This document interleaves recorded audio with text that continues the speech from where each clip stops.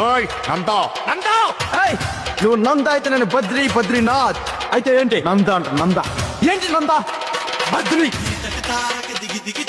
ఆఫీస్కి చొక్క పట్టుకుంటారా బద్రి తనతో మాట్లాడి నీతో మాట్లాడతాను అప్పుడు దాకా వచ్చి